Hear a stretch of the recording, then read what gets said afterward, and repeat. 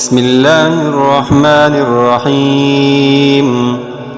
يا أيها المزمل قم الليل إلا قليلا نصفه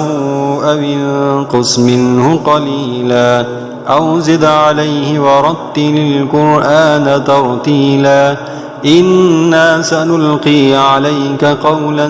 ثقيلا إن ناشئة الليل هي أشد وطئا وأقوم قيلا إن لك في النهار سبحا طويلا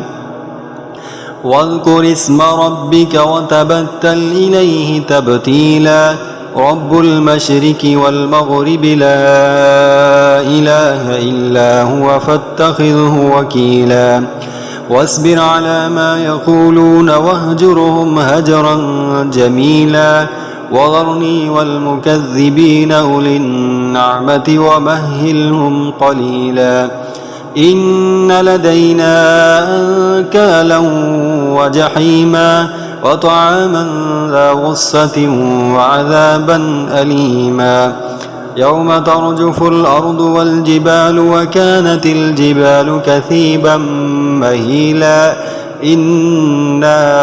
أرسلنا إليكم رسولا شاهدا عليكم كما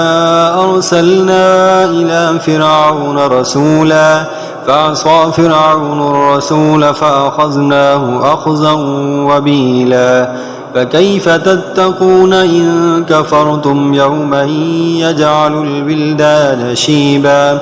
السماء منفطر به كان وعده مفعولا إن هذه تذكرة فمن شاء اتخذ إلى ربه سبيلا إن ربك يعلم أنك تقوم أدنى من ثلثي الليل ونصفه وثلثه وطائفة من الذين معك والله يقدر الليل والنهار